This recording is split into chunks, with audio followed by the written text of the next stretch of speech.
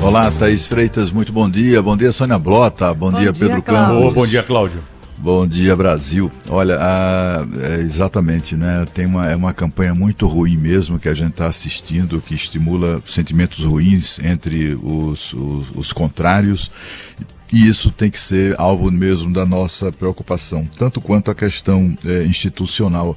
O que a gente observa, né, nesses últimos tempos aí é uma espécie de desespero, né, os personagens envolvidos nessa disputa, e não apenas os próprios candidatos, mas seus apoiadores, seus torcedores, né?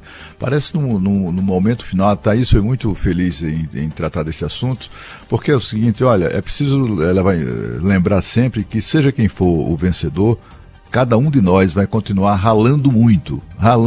Nada disso vai mudar, né? Talvez mude, por exemplo, na vitória do ex-presidente, ontem à noite, o Lula voltou a ameaçar estabelecer o que ele chama de regulação, né, da mídia, o que, na verdade, é uma antiga pretensão de inspiração fascista de setores da esquerda de impor censura, né, de impor alguma forma de controle sobre a liberdade de expressão. Mas como no Brasil a liberdade de expressão é um valor que está sendo diuturnamente, como é que eu diria, relativizado, né?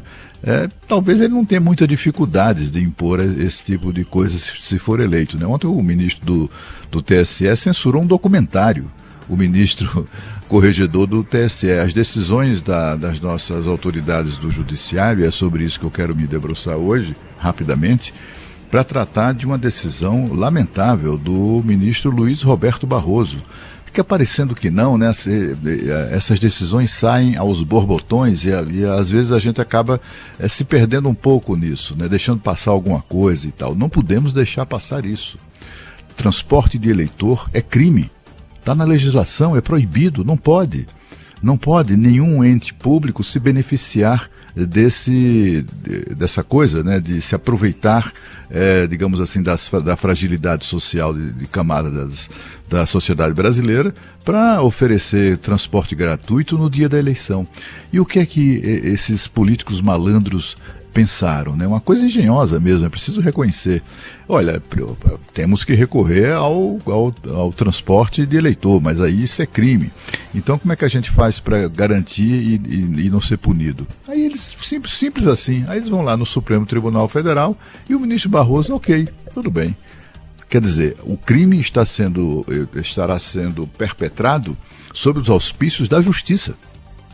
A justiça que está simplesmente ignorando a própria lei, a lei que, afinal de contas, é a razão de existência da justiça.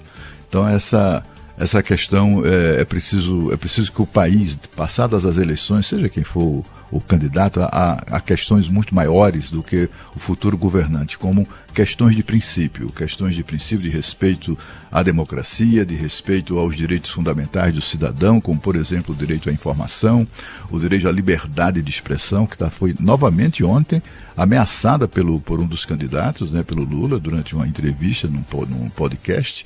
É gravíssimo que isso aconteça, e o que me intriga muito também é que as principais vítimas, os principais alvos desse tipo de ameaça não parecem se incomodar muito, assim, a gente não percebe uma comoção, digamos assim, dos meios de comunicação com esse tipo de ameaça. Mas a ameaça global, assim, total, generalizada, do engajamento da própria justiça na campanha eleitoral, isso sim é que eu acho que tem que ser revisto, tem que ser repensado, tem que ser objeto de muita discussão no pós-eleição.